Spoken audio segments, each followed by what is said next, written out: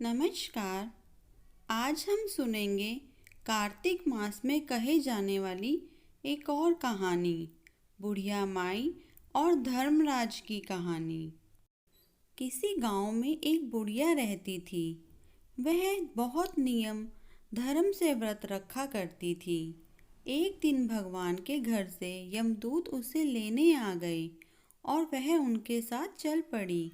चलते चलते एक गहरी नदी आई तो यमदूत बोले कि माई, तुमने गोदान की हुई है या नहीं। बुढ़िया ने उनकी बात सुनकर मन में श्रद्धा से गाय का ध्यान किया तो वह उनके समक्ष आ गई और बुढ़िया उस गाय की पूंछ पकड़कर नदी पार कर पाई।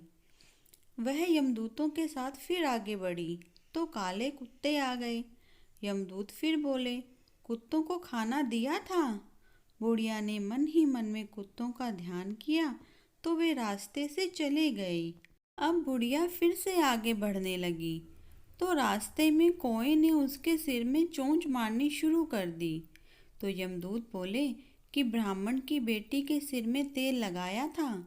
बुढ़िया ब्राह्मण की बेटी का ध्यान किया तो कौए ने चोंच मारनी बंद कर दी। कुछ आगे बढ़ने पर बुढ़िया के पैरों में कांटे चुभने लगे तो यमदूत बोले कि खड़ाऊ दान किए हैं। बुढ़िया ने उनका ध्यान किया तो खड़ाऊ उनके पैरों में आ गई। बुढ़िया फिर आगे बढ़ी तो चित्रगुप्त जी ने यमराज से कहा कि आप किसे लेकर आए हो। यमराज जी बोले कि बुढ़िया ने दान पुण्य तो बहुत किए हैं लेकिन धर्मराज जी का कुछ नहीं किया, इसीलिए आगे द्वार इसके लिए बंद हैं। सारी बात सुनने के बाद बुढ़िया बोली कि आप मुझे सिर्फ 7 दिन के लिए वापस धरती पर भेज दो। मैं धर्मराज जी का व्रत और उद्यापन करके वापस आ जाऊंगी। बुढ़िया माई वापस धरती पर अपने गांव आ गई और गांव वालों ने उसे भूतनी समझकर अपने दरवाजे बंद कर दिए। वह जब अपने घर गई तो उसके बहू बेटे भी दरवाजे बंद करके बैठ गए। बुढ़िया ने कहा कि मैं भूतनी नहीं हूँ, मैं धर्मराज जी की आज्ञा से वापस धरती पर 7 दिन के लिए आई हूँ।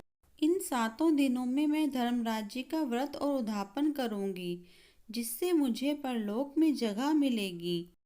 बुढ़िया की बातों से आश्वस्त होकर बहू बेटे उनके लिए पूजा की सारी सामग्री एकत्रित करते हैं। लेकिन जब बुढ़िया कहानी कहती है तब वह हुंकारा नहीं भरते, जिससे बुढ़िया फिर अपनी पड़ोसन को कहानी सुनाती हैं और वह हुंकारा भरती है। 7 दिन की पूजा व्रत व उद्यापन के बाद धर्मराज जी बुढ़िया को लेने के लिए विमान भेजते हैं।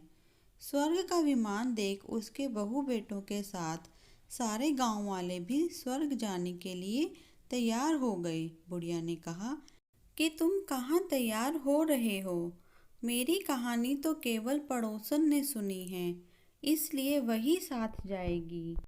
सारे गांव वाले बुढ़िया से धर्मराज जी की कहानी सुनाने का आग्रह करते हैं। तब बुढ़िया उन्हें कहानी सुना देती हैं। कहानी सुनने के बाद सारे ग्रामवासी विमान में बैठकर स्वर्ग जाते हैं। तो धर्मराज जी कहते हैं, मैंने तो विमान में केवल बुढ़िया को लाने भेजा था। बुढ़िया माई कहती है कि हे धर्मराज, मैंने जो भी पुण्य किए हैं उसमें से आधा भाग आप गांव वालों को दे दो। इस तरह से धर्मराज ने ग्रामवासियों को भी स्वर्ग में जगह दे दी।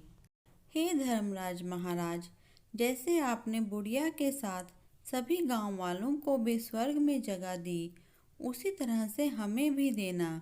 कहानी सुनकर हुंकार भरने वाले को भी और कहानी कहने वाले को भी जगह देना। प्लीज़ हमारे चैनल को लाइक, शेयर एंड सब्सक्राइब करें। धन्यवाद।